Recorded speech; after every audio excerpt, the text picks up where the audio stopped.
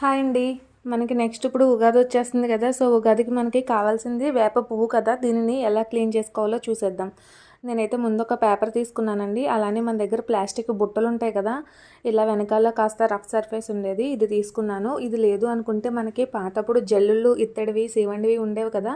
కాస్త వెనకాల రఫ్గా ఉండి ఈ పైన చూపిస్తున్నాను కదా! ఇలాంటిదైనా పర్వాలేదండి. అది తీసుకుని కొద్దిగా ఇలాగా వేప రొమ్మల్ని, పువ్వు రొమ్మల్ని ఇలా తీసుకుని మనము పైన పెట్టి అటు ఇటు కాస్త గట్టిగా రుద్దాము అంటే దానికి ఉన్న పువ్వు అంతా కూడా కింద రాలిపోతుందండి. సో ఇలాగ మనము రుద్దుకుంటే చాలా ఈజీ అయిపోతుంది మనకు ప్రాసెస్. మా నాన్నమ్మ నా చిన్నప్పుడు ఇలానే చేసేదనమాట. సో నేను అదే ఫాలో అవుతున్నాను ఇప్పుడు. సో ఇలా చూసారు కదా, ఇలా రుద్దుకున్నట్లయితే పువ్వుకి పువ్వు ఈ ఈకలు రెండు సెపరేట్ అయిపోయినాయి చూసారా. ఇప్పుడు మిగతాది కూడా నేను ఇలాగా రుద్దుకుంటూ క్లీన్ చేసేస్తున్నానండి. ఇలా అయిపోయిన తర్వాత చూసారా ఈ ఈకలన్నీ పువ్వు లేకుండా అయిపోయాయి. అప్పుడు నేను పువ్వు అంతా కూడా ఒక దిక్కున కలెక్ట్ చేసుకున్నాను. ఇప్పుడు ఇందులోంచి మనము మొగ్గ, పువ్వు రేఖలు 2 సెపరేట్ చేసుకోవాలి. అలానే కొద్దిగా రుద్దినప్పుడు డస్ట్ ఉంటుంది కదా, అది కూడా సెపరేట్ చేసుకోవడం ఎలానో చూపిస్తాను.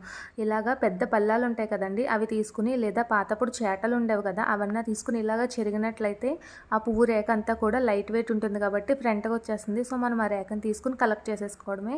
ఇలా రేఖ సెపరేట్ అయిపోయిన తర్వాత జల్లీల్లో వేసుకుని మనం జల్లించుకుంటే ఆ చిన్న దుమ్ము లాంటిది ఉంటుంది కదా, అది కూడా మనకి సెపరేట్ అయిపోయి ప్యూర్ వేప పువ్వు అయితే వచ్చేస్తుందండి. దీన్ని ఇష్టమైన వాళ్ళు ఎప్పుడు కావాలితే అప్పుడు తినాలి అనుకున్న వాళ్ళు 1 ఇయర్ పాటు స్టోర్ చేసుకుంటారు.